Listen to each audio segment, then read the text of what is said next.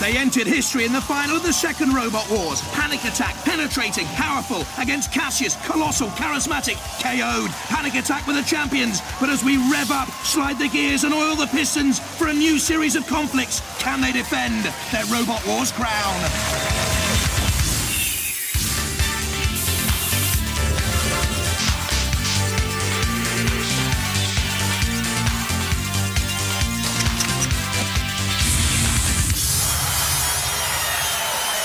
Ladies and gentlemen, please welcome the Terminator's squash partner, Craig Charles.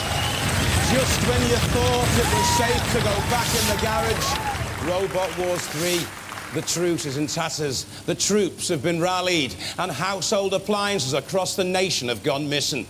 But don't worry, madam, it's all for a good cause. Because this promises to be the biggest, the baddest, the most destructive war yet. And why? Because these robots were built to fight each other.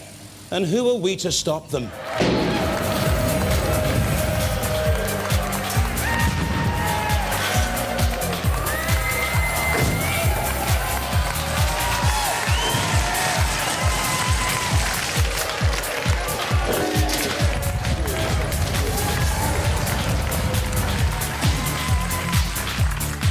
Now, each week, 8 brand new robots will go head-to-head in the nastiest, most gruesome knockout competition ever.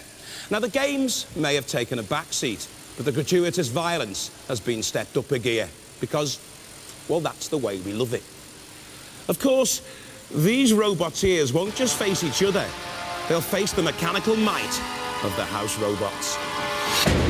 The sparks are gonna fly when Dead Metal enters the arena, armed with hydraulically driven pincers and a petrol-driven 3,000 revs per minute saw. Sergeant Bash is back with new weaponry, hydraulic pincers at the front, and that ferocious flamethrower mounted on a 360-degree turret. This war machine's certain to leave all opponents hot under the collar. Shunt, a power-packed robot capable of dragging a fully loaded Land Rover with its hydraulic lift and the ability to cleave all opponents in two with a pneumatically driven diamond edge axe which strikes with over 500 kilograms of pressure per square centimetre. Entering our theatre of war, the matriarch of mayhem, Matilda, with tusks of steel and a chainsaw tail capable of piercing the toughest armour plating and destroying all opponents. Of course, no wars would be complete without the ultimate killing machine, back with better weapons, the big daddy of them all, the mighty Sir Kill-A-Lot.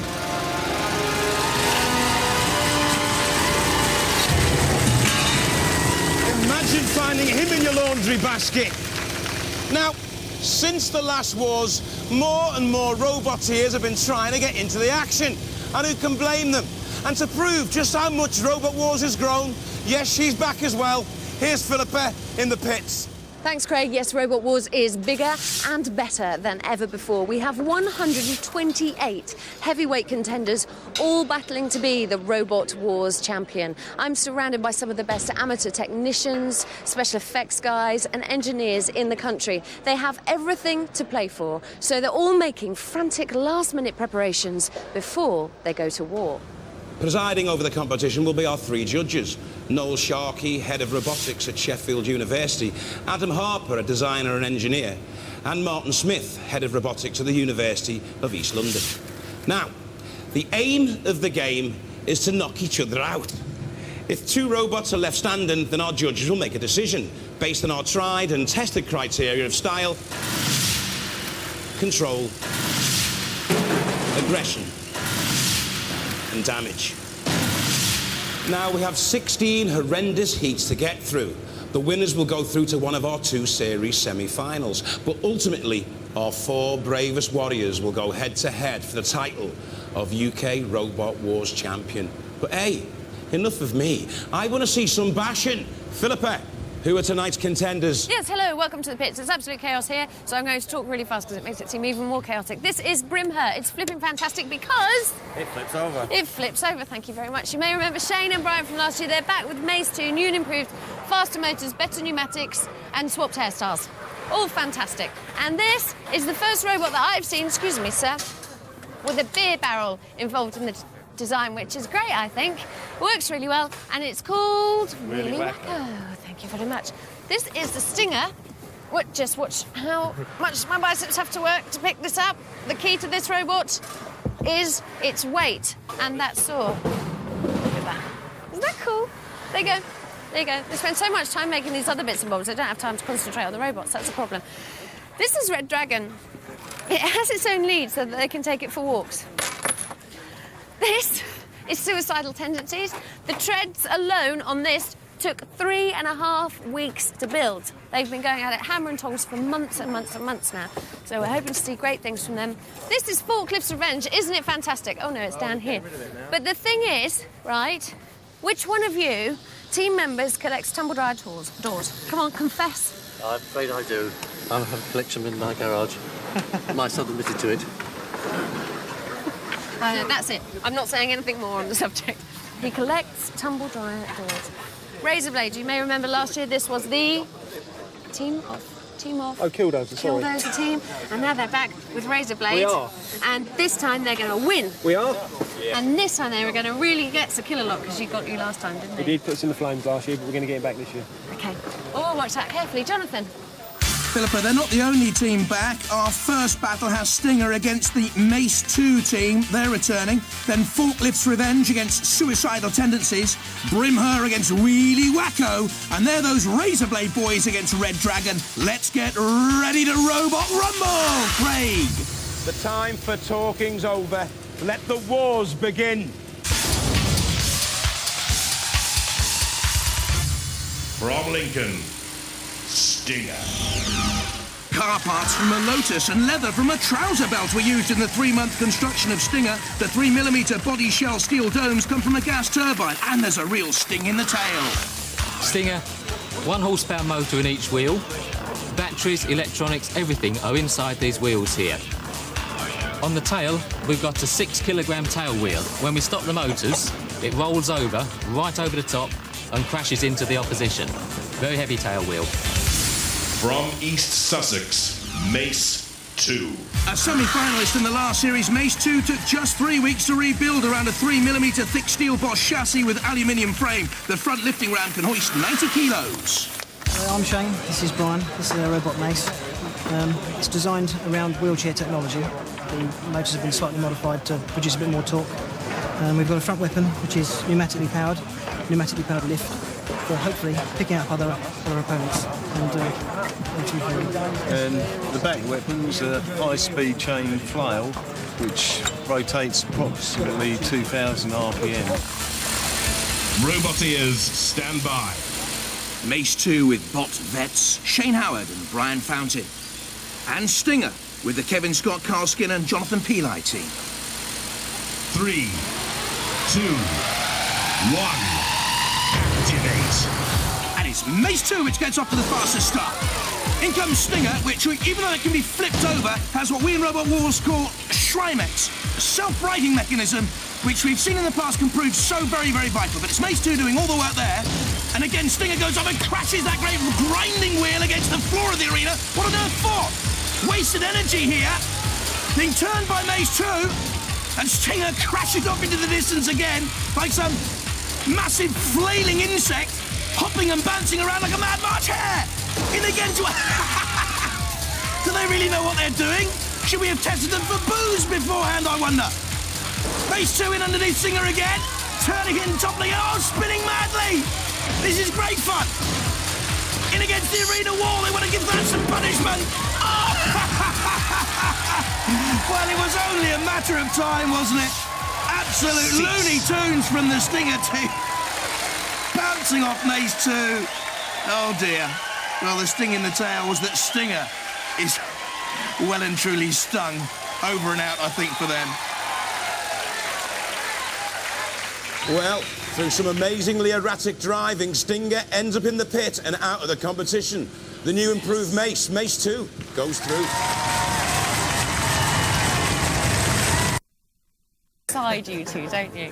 There's some little shining star above your head. I saw it in the last war, this shiny star that always brought you through, and it's here again.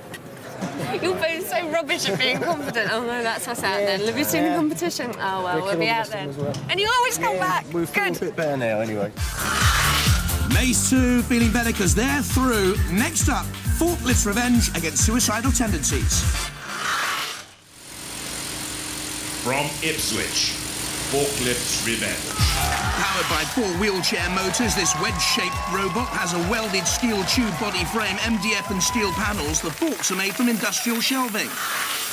Chains at the front here are toothed, so as they rotate, the chain moves and picks up an opponent. This is aided by these front forks, which get underneath an opponent. From Derby, Suicidal Tendencies. Constructed over 8 weeks using model train motors, Suicidal Tendencies also runs on tracks. The team say they're a work of art. The weaponry, a set of milling cutters at the front. Suicidal Tendencies, it's the first entrance to Robot Wars this year. It's a tracked robot, as you can see, with a revolving disc cutter at the front and 2 Bosch motors for the power and the main drive. The tracks, we have 120 links between the 2 sides, all individually made. It took over 3 weeks to do them. The weapon revolves about 1500 RPM. The spikes hopefully will dig in and flip the opposition up. We've also got a cover on the top which is made from spring steel, so hopefully it's not very easy to penetrate. Robot ears, stand by. Forklift's Revenge, a family team, John Benton, Bob Benton and Andrew Shorter. And Suicidal Tendencies with Andrew Jeffrey, Martin Jeffrey, his brother, and Charles Binns. 3, 2, 1, activate. Suicidal Tendencies making the first manoeuvre, then dodging back. They're the tooth chain drive on Forklift's Revenge, and those 2 mighty forks as well.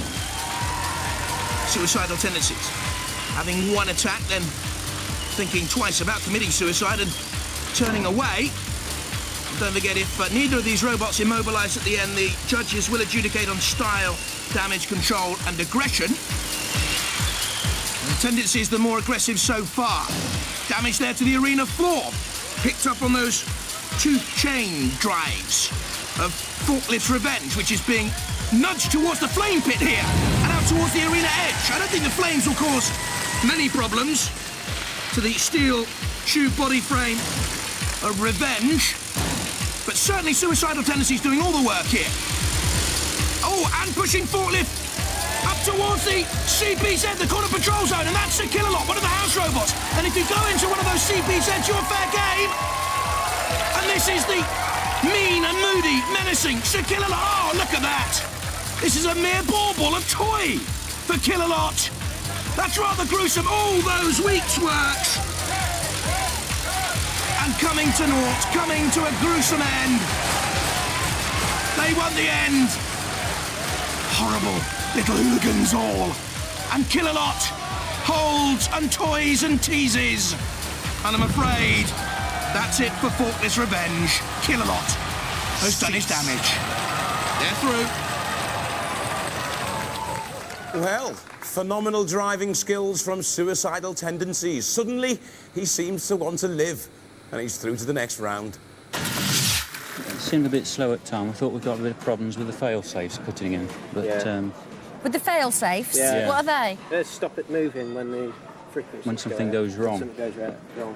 What, you've got a thing in there that stops it moving if everything goes wrong? Unfortunately, yeah. That doesn't make any sense at all to me. If everything goes wrong, you need to be scarpering. Killalot helped, but no kamikaze from Suicidal Tendencies. They're through. Next up, Brimher against Wheelie Wacko. From Oldham, Brimher. Charlton Hestlers are driving 2 24-volt wheelchair motors do that job. The shell 3mm thick aluminium. The weapon is a hardened steel spike. This is our robot, Brimher. Inside here we've got a home design electronic system designed by Paul. We've got the batteries and a pneumatic ram for the spike on the front. This is the 4-wheel drive system for the control. On the side here we have side cutters for damaging other robots. From Brighton, Wheelie Wacko. My sort of robot. It's built from a beer barrel. Balanced by concrete at the base, the weaponry spikes on a swinging body frame. Costs only £150 to build. I'm John, this is Ray and this is Lorne, and this is the robot, Wheelie Wacko. And basically, it swings as it strikes another robot or as it stops. And the spikes at the front come down and hit the robot, and then it will self-right itself by balancing. Robot ears, stand by. Brimher with work colleagues Mike McKenzie, Paul Mannering and Daniel Hudson. And Wheelie Wacko from Brighton with John Wyatt, Lorne Baker, Raymond Taylor. 3, 2, 1, activate. And a slow and sluggish start. You can see there Sergeant Bash coming away from the CPZ at the top of your picture. I don't know whether you noticed, he's one of the house robots. Don't forget, they can come into play if one of these competing gladiators goes astray. What a strange-looking beast Wheelie Wacko is. Sort of the wheels you see coming off the back of a lorry sometimes on the side of a motorway. You know that great swinging arm with the spikes on it? 8 miles an hour, though, isn't the quickest in the field. Brimher can only touch 9 mph. So this is hardly a Grand Prix of Robot Wars. Brimher nudging Wheelie Wacko against the wall. I wonder if he can get out from there. There's the spike. You can see that there? That's the hardened steel spike. Oh, towards Killalot. You don't want to be in there, really. Wheelie Wacky, if they are going to go in there and take on Killalot. Oh, and look at this great strength here. Superb driving ability to get away from Killalot, who goes off in pursuit and has Wheelie Wacko, but can't lift the Brighton machine as Brimher is on the flame pit. Slowly broiled steel shell. Killalot, top of your picture, patrolling, and I think Brimher is immobilised here. I think the motors must have been burned out on the flame pit. And certainly Mace thinks so too. And look at that mighty axe cleaving through the aluminium body shell. Oh, penetratingly painful. And all now the house robots are in for the kill. And they want it too. The end of Brimher. Cease. Well, Brimher was immobilised. Towards the end, it was like vultures feeding on a carcass. The winner, Wheelie Wacko. I like the polystyrene add-ons. The beer barrel came through. A couple of punches, but we can handle it. Yeah? Both the tyres have been split on the inside rims. Well, if you just had normal kind of tyres, what do you expect, really? You're going to get a puncture in there, if anywhere. Clear off, well done. We'll talk to you soon. And no nicking tyres out of the car park. Because we know who you are. A bit tired and emotional, but Wheelie Wacko through. Next up, Razorblade against Red Dragon. From Cambridge, Razorblade. Made by the Killdozer team from the last series, again powerful, it can pull a Ford Granada and the petrol-powered chainsaw can slice into the dreams of any rival. Hi, my name's Paul, this is Steve, this is Howard, and this is our robot Razorblade. Uses two 24-volt, 750-watt electric motors for power. It's got a hydraulic lift on the front, and it's got a chainsaw on the back. So we lift them up, turn them over, cut them up. If we get a problem with the chainsaw, we also revert to the Crucifix of Doom. We can impale them with that, spike them with that, whatever. From Sunderland, Red Dragon. A beautiful beast, its raw red, angry colours matched by nasty-looking pneumatic claws. Its scales of steel come from the local scrapyard. Hi, my name's Tom Armstrong. This is my son, Tom. And this is Red Dragon. It's powered by batteries and it has a CO2 cylinder in that drives this ram here, which allows this to go forward and nip other robots. It also lifts them, and it has a self-rating mechanism here. So when it gets tipped on its side, it can be tipped back again. Robot ears, stand by. Razorblade with Paul Hart, Howard Andrews and Steve Scotcher. And Red Dragon with Tom Armstrong and Tom Armstrong. 3, 2, 1, activate. And the Tom team slow to beat the tattoo of their battle drum as Razorblade comes quickly out of the traps then. Red Dragon trying to spin away. Can't bring those claws into operation yet, and certainly Razorblade looks the more manoeuvrable.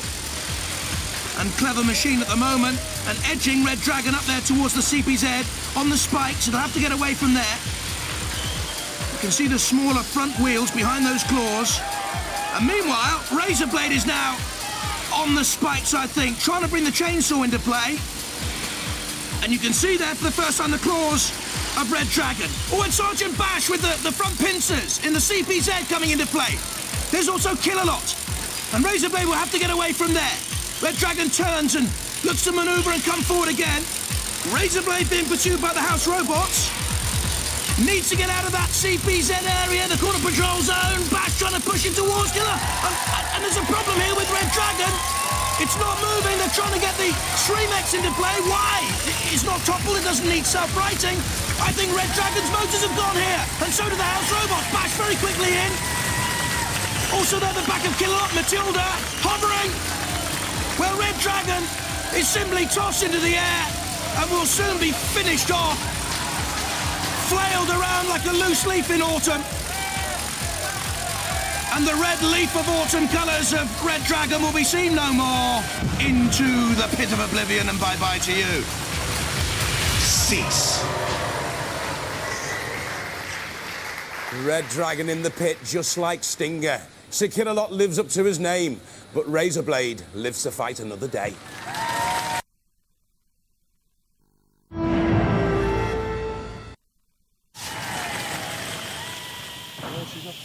Can you hear that? What's that strange hissing sound? What is it? Is it about to blow? She's about to blow! She's about to blow! Right, I've got one question to ask. And I want you to be honest. Did you win by skill? Yeah, absolutely.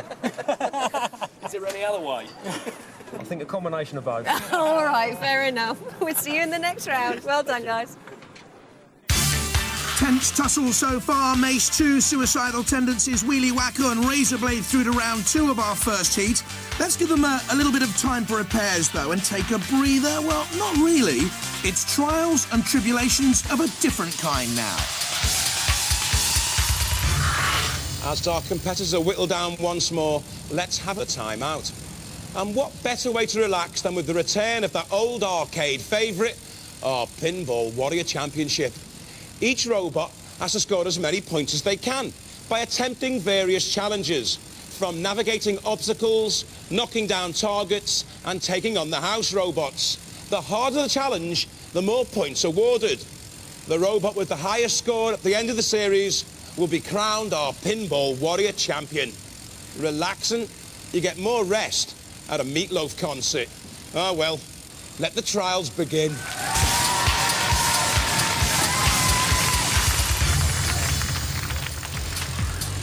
And Craig, how do you score points on our giant pinball table? This is how. 5 for each of those barrels down, 15 points for going up and over the seesaw, 50 points for hitting that target. Mind you, Bash is in there, look, so watch out. There's our new multi-ball option. That's a surprise. More on that later. Here we go, another 75-point target. Dead Metal, no patrols.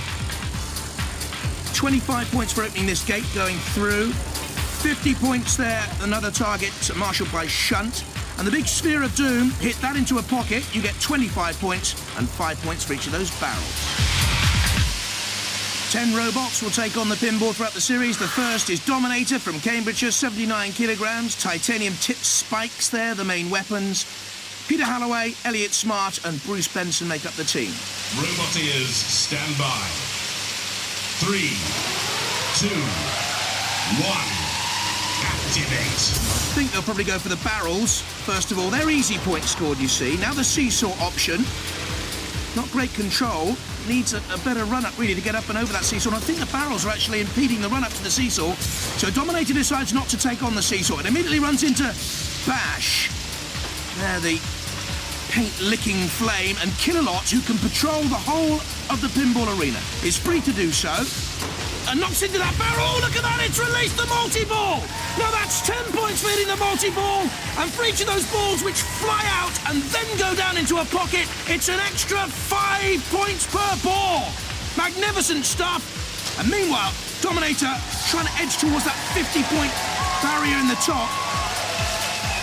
But squeezed by Kill-A-Lot and also by Dead Metal.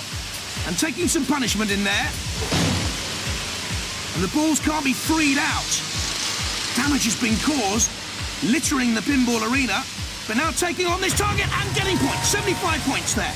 The first contact was good for Dominator. Bounced off the target by Killalot. Oh, dear, dear, dear. Imagine having your rear end pinched by Killalot. Well, there's a thought. Needs to get out of there, Dominator. To get quick points now. Trying to push through the car door gate to pick up 25 more points. It swings. Dominator trying to get to the 50 points. Couldn't get in there, and the house robots now exacting revenge. Dead metal and also shunt. Damage limitation exercise for the Dominator team after picking up good points. Not a bad run at all on the pinball. 160 points. That's a good score. They're the barrels early on. That's the crucial barrel.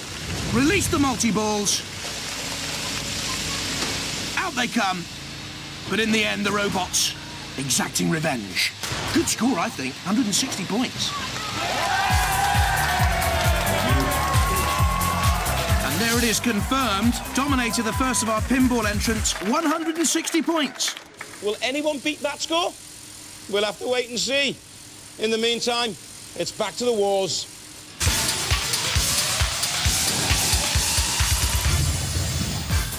And battling for a place in the heat final, Raizer Blade against Suicidal Tendencies, but first up, Mace 2 against Wheelie Wacko, and Philippa's with the Wacko boys. Hey guys, how are you feeling before the big match? Confident. Are you? Mace is a pretty mean robot. Yeah, he's been in before as well. They've got experience now. We know they're worried though. They are they? Oh, yeah, they told us. And have they every reason to be worried? Yeah, I think so. They could get punch drunk and end up under the table. I think it's about time we kicked arse and chewed bubblegum. Good! Good, yes, fighting talk. This is the first time I've heard fighting talk from you two. Hoisted towards Bothala, home of the robot gods, the two competing teams. Roboteers, stand by. Wheelie Wacko, John Wyatt, Lorne Baker, Raymond Taylor. Mace 2 with Shane Howard and Brian Fountain. Shane driving. 3, 2, 1. Activate. So here we go, competing for a place in the first heat final. Wheelie Wacko spinning away. Defeated Brim Her, who was immobilized in the previous heat. Mace 2 beating Stinger. Stinger driving into a pit, you'll remember. And immediately, Wheelie Wacko with those great swinging spikes looks dangerous, but looks the less maneuverable of the robots. And Mace 2 from East Sussex against this Brighton team, Wheelie Wacko, is moving smoothly. And don't forget, if neither of these is immobilized, the judges will adjudicate. Style, control, damage, and aggression are the factors which count. Oh! Feel that rubber burn there from the liquid flame, and again. Getting a little bit hot under the collar, Wheelie Wacko. And pushed against the side walls, but bouncing back again. Dodging the house robots, here's Killalot. At the moment, it's a tussle in the middle of the arena. Dancing away Mace 2, trying to get that front lift ram, which can lift 90 kilos up and underneath Wheelie Wacko, but it takes some punishment on top there. Don't forget, Mace 2, very powerfully built. The thick steel box chassis, aluminium armour. You see Sergeant Bash's flamethrower there, top of your picture. Aggression from Wheelie Wacko as Mace 2 backs away for another charge there. Comes in trying to flip up Wheelie Wacko. I don't know whether that would be a good tactic anyway. The beer can, at the moment, protecting Wheelie Wacko. Time ticking down. Oh, and can he avoid the pit of oblivion? Heave-ho from Mace 2. The great power! Dismisses Wheelie Wacko. Can he get out of there? No! Doomed and success for Shane Howard and Brian Fountain. They march on. Mace 2, a frantic jig of delight. And Wheelie Wacko can't climb, not even with the aid of Killalot. Oh, what's this? surely the house robots aren't going to inflict more punishment on Wheelie Wacko. Look at dead metal up there. Wants to get into the thick of things? No! Oh, no! The end for Wheelie Wacko, feeling all rather tired out. Well, Wheelie Wacko gets toasted and pitted. The winner is Mace 2. Come on, lads.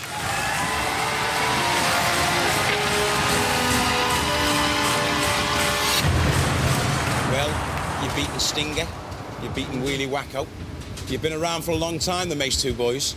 How do you think the standard of the competition is this year? Pretty damn good. Yeah. Very good. Pretty good, yeah. Well, you think you can go any further? We'll give it a We'll wait and see. Ladies and gentlemen, let's hear it for Mace 2!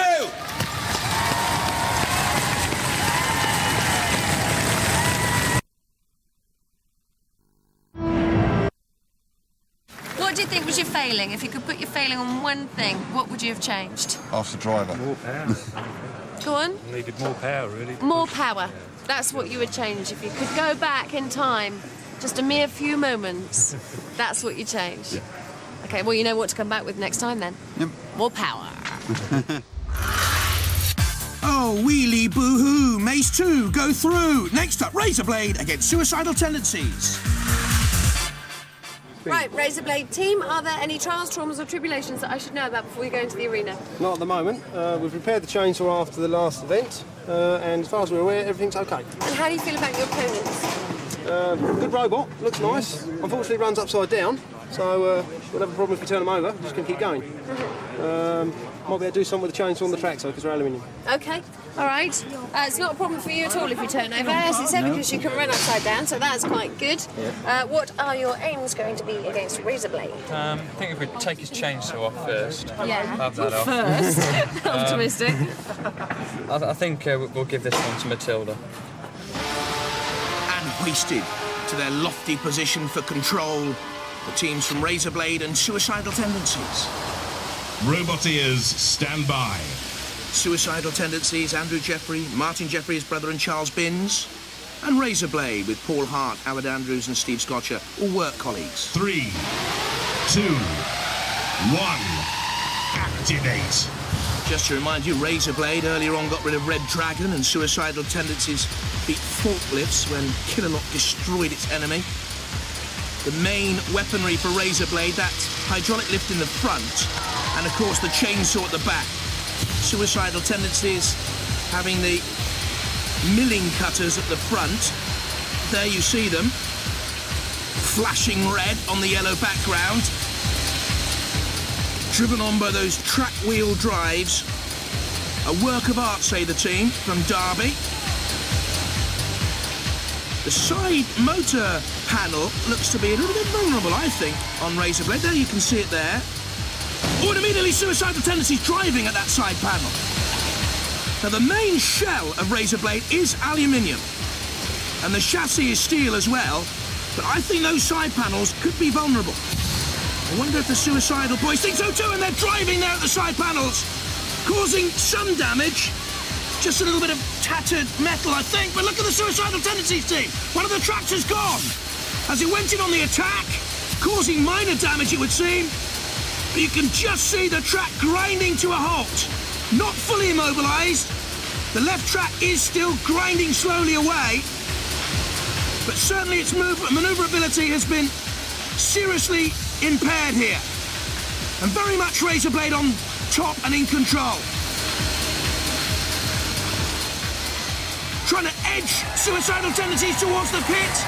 Killalot bottom of your picture as well awaits. Razorblade on the charge again. I don't think Suicidal Tendencies can stay away from that pit for long because of the problem with its track. It's only a matter of time, I would have thought. They're trying to lift it up now. Suicidal Tendencies hanging on. Very low ground clearance, only 35 millimetres. The mill cutter's saying, stay away from me, otherwise I'll cause you damage as well. Well, they're doing a brilliant job. Oh, my goodness me! Razorblade has driven itself onto the verge of the pit.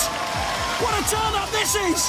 Completely in control, and Razorblade in real problems here now. And Suicidal Tendencies, almost down and out, can suddenly go on and win it. If he can summon enough power to come in on the drive, can it? I think the steering's almost gone. Oh, this is agonising. Kill-A-Lot trying to flick Razorblade into the pit has actually brought it back to life. Well, well, well. And now Razorblade can come back on the attack. So close, this one. Almost down and out Suicidal Tendencies, and yet still in the fray, and the thick of it too. Can hardly move, look. And this one will go to the judges, I would think. Well, well, well, that's all very confusing. We're going to have to go to the judges to make a decision. But while they're making a decision, let's look at some of the key moments from that battle. They'll be marking on style control, damage and aggression. Not really great damage early on. Then they get Suicidal Tendencies lost the manoeuvrability of one of its tracks.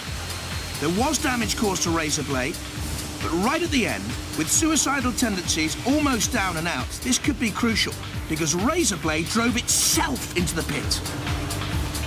I know Paul Hart and Howard Andrews and Steve Scott will be desperately disappointed, but it was Suicidal Tendencies which got away there, look. And the judges have made the decision. Suicidal Tendencies go through!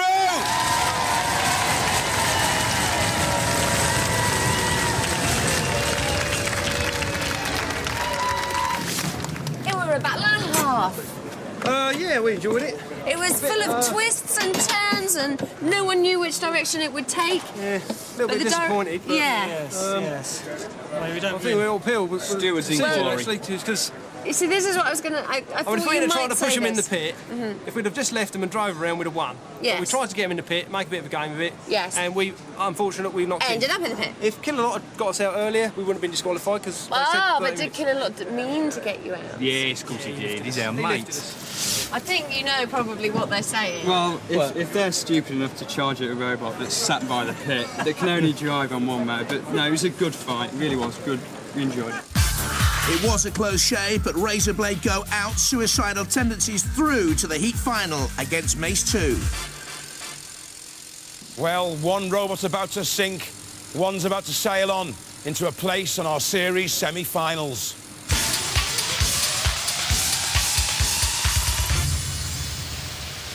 Roboteers, stand by. So it's Suicidal Tendencies, the Derby team, Andrew, Martin and Charles, disposing of Forklifts early on.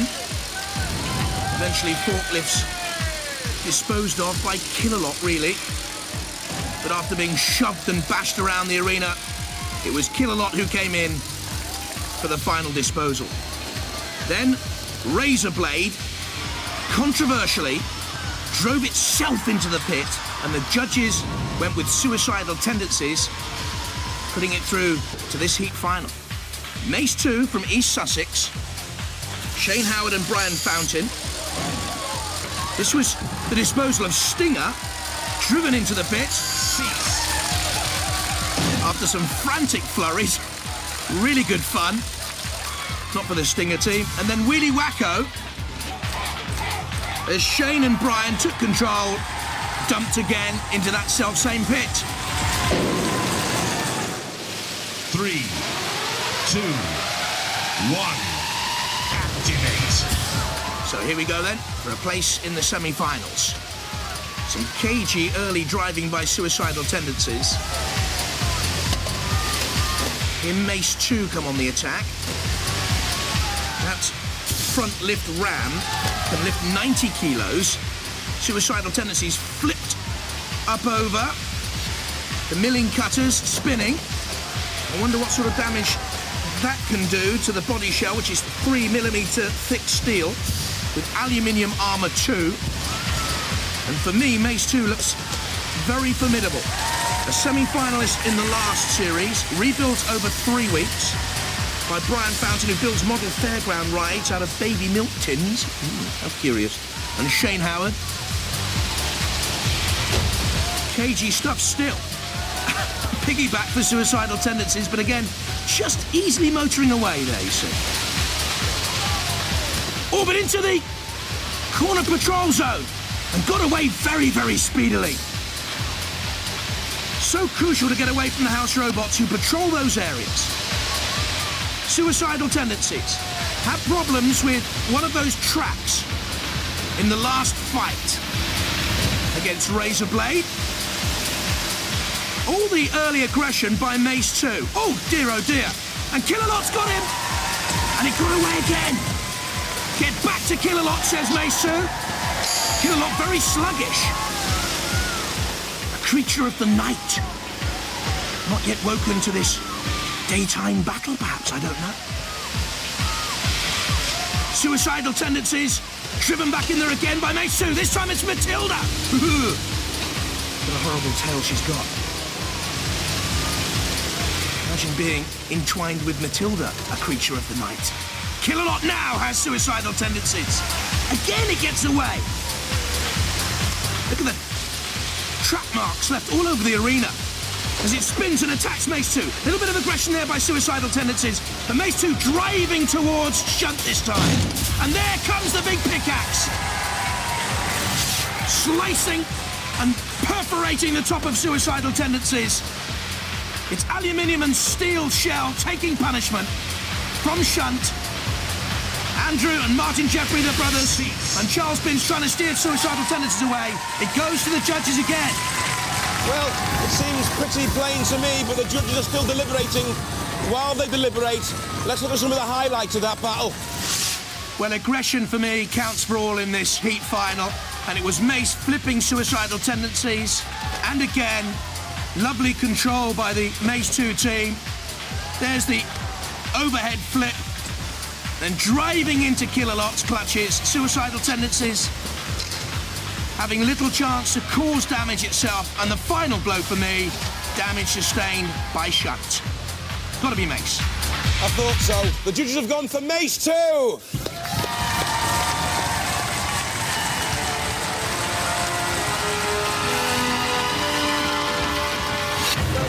They said they were going to make mincemeat out of you, but they didn't even have a weapon, did they?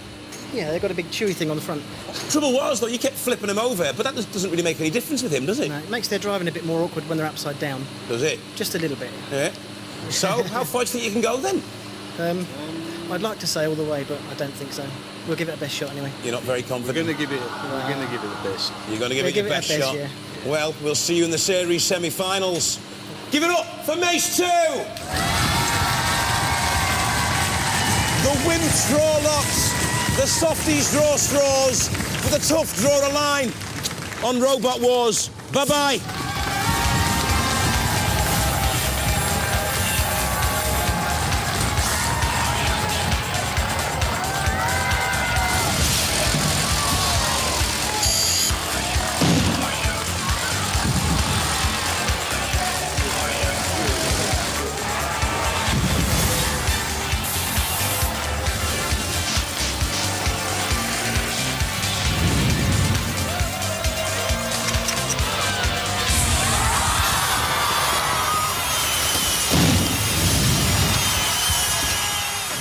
The significance of where you're at now really got through. Yeah. Series semi-finalists. Yeah, same place as last year. We hope to go a little bit better than last year. At least one round more. But we're happy. Good.